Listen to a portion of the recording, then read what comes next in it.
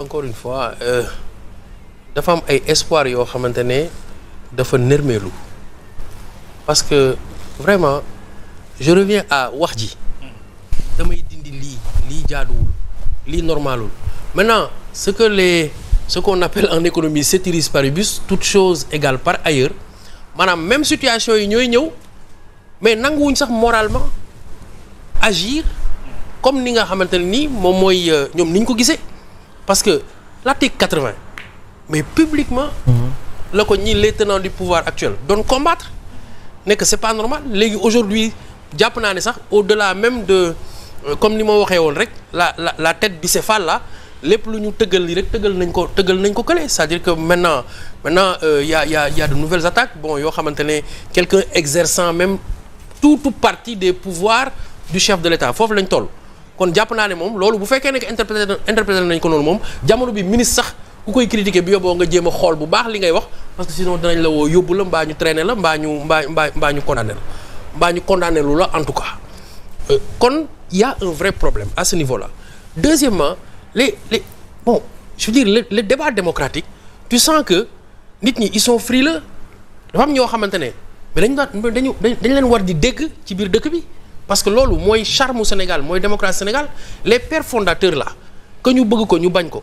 ils nous ont légué au moins ça Abdou Diouf avait pris sur lui kon tey man je me dis sax y a plus de journal satirique tey bu amoon est-ce que kon dëkk bi du exploser parce que man je me rappelle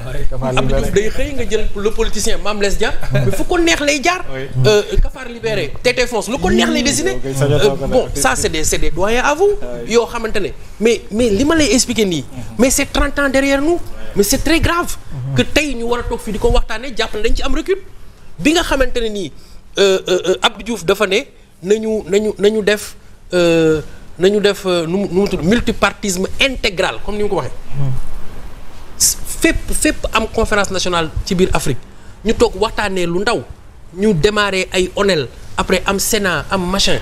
mais ñun dañ ci am ay résultats mais est-ce que loolu aujourd'hui moom mooy les réformes prioritaires du loolu parce que c'est ça qui a permis de réaliser nos différentes alternances te l'essence ou maanaam le kérosène ou le carburant de la démocratie mooy alternance di am ça veut dire que le jeu n'est pas biaisé parce que bu fekkee ne yow affaire bi mënoo ko téye ci base jeu bi et que sénégalais yi mën nañu wàññi ay xob dàq la mais ça veut dire que au moins règles yi ñuy fubalee wala règles yi ñuy jouer baax na donc est-ce que loolu mooy sunu priorité ce sont plutôt les libertés qui sont agressées c'est-à-dire tey boo waxee loo xamante ne xaw na kii tuuti sax boo demee sa kër doo nelaw ñu woo xëy la ne la bon autosaisir nañ demal nga waxtaan fële yóbbu nañ la garde à vue daal di ne la ràpp tëj bu ñu la nee ràpp tëj daal di lay tilimal say bagages bon vraiment c'est pour moi des choses yoo xamante ne il faut qu'on les dénonce avec la plus grande énergie xam nga lu tax dañ ko war a dénoncer parce que ñi fi nekk ñoo ko diggee woon askan wi nekk dañuy nooyal yooyu parce que jàppoon nañ ne que c'était le refuge du président Macky Sall l'article 80 jàppoon nañ ne c'était le refuge du président Ablaye Wade ces articles là donc am na ñoo xam ne dañ ko bindoon carrément ci seen page Facebook article bi dafa war a deñ ci suñu corpus actuellement on est en train de renforcer moi je ne connais rien du tout à la nouvelle loi qui crée le Conseil national de régulation des médias mais ni ma déggee kilifa yi nga xamante ne ñoo ngànk média yi di ci wax mais man ça m'inquiète donc comme attaqué nañ ko j'espère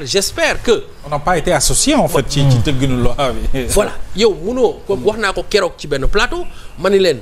en politique ñun dañ koy wax tout ce qui se fait pour vous sans vous se fait naturellement contre vous ah oui bi ñu ñëwee d'entrée de jeu loolu la ñu waxoon c'est-à-dire que tey man xam nga dama leen di nangul ay mbir dama leen di nangul ne bi ñu nekkee opposition fa ñu yëndu woon fa ñu wokkoon foofu xasanul li tax ma ne foofu xasanul c'est parce que dañu xamul te on garderait à être dans ci dynamique bi ñu nekkoon mooy chef de l'opposition pour que nit ñi di mën a am yëndu ci mbir mi comme ça bu ñu yegsee du doon luy bees ci ñoom maanaam tey dama koy jàppee rek damel bi nga xamante ne dañ koy falee mbul dans une communauté qui est dirigée par le jëwriñ mbul xam nga lu ci amoon solo dañuy xool lawaax yi nga xamante ne war nañoo mën a falu ñu seet leen mais saytu boobu noonu c'est parce que dañ lay may ubbeeku ci lii xew mais bu fekkee ne la gestion elle est opaque naturellement yow doo xam li ci nekk donc booy proposer tu proposes dans le vide donc boo yegsee da ngay waroo ak la nga waxoon. te jàpp naa ne moo leen dal ci la présence du chef de l'État ci le conseil supérieur de la magistrature. Ils avaient dit mais xoolal on est radical là-dessus on arrive le chef de l'État est parti. mais jàpp naa ne bu ñu yegsee on a vu maladroitement ñuy jéem a expliquer comment maintenant le chef de l'État doit quand même se maintenir là-bas parce que kon wax jooju felenkulaayu na ça veut dire que on avait raison sur eux loolu problème boobu nañ ko tegee boor. juste bi tollagul foofu et que y a des choses yoo xamante ne dañ ko war a def mais am na loo xamante ne jàpp naa ne mérité na ñu di ko waxtaane mais en attendant Sénégal quand même ak fi mu toll ci culture médiatique fi mu toll ci densité de son paysage médiatique fi mu toll ci yor système yi nga xamante ne c'est une référence ci wàllu formation mais surtout aussi toutes les autres écoles de formation connexes yi nga xamante ne ñoom it ISEC dañuy former ci wàll boobu expérience bi journalistes yi am reporters yi am ko expérience bi ñu am ci média ñu war a toll ci foo xamante ne dañuy jàpp ne ñu ngi bâillonner une certaine presse pour favoriser une autre presse. waaw bon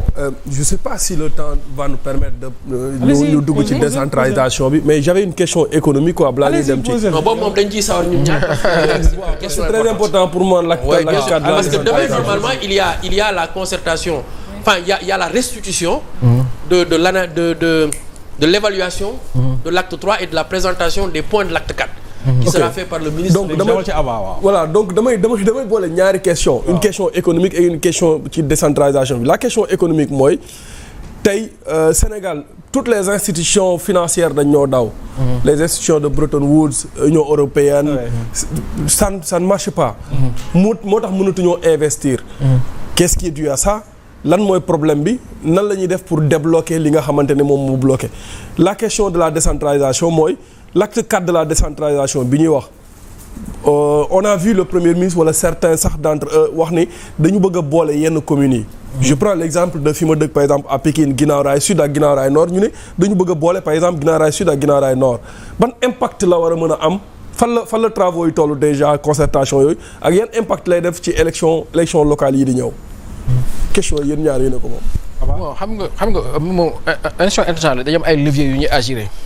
te leviers yooyu aussi dafa répondre à un système de financement bien précis institution internationale aussi dañuy évoluer ni ñu leen tënkee bi ñuy leen di créer en 1945 ak léegi bokkul. te li tax ñuy soppeeku mooy au fur et à mesure ñuy traverser ay crises par exemple FMI ni mu gérer la crise des subprimes bokkul ak ni mu gérer la crise de la Covid-19 totalement différent seen approche day changer maintenant une approche gisoo dañuy am dans chaque pays ils ont un bureau pays mais yow imaginez FMI am un bureau pays di le suivre am programme ak yow jàpp ni lépp lu nga koy wan noonu la beneen nguur ñëw ne ko FMI yéen ñi fi nekkoon di xool vous êtes responsable parce que am na lu fi amoon te gisu leen ko mooy que les comptes du Sénégal sont truqués le pays est plus endetté que li ñu prévoir woon FMI ne leen man wóoluwuma la fais-moi un rapport nga dem def beneen rapport mais rapport bi yow si boppam tu n'oses pas sortir ce rapport là donc tu as mis le doute dafa am benn xeetukat mu ne l'investissement c'est la tradition de la confiance foo amul confiance sa xaalis du fa dem comme ni aujourd'hui les bailleurs préfèrent investir en Guinée que d'investir au Sénégal parce que le potentiel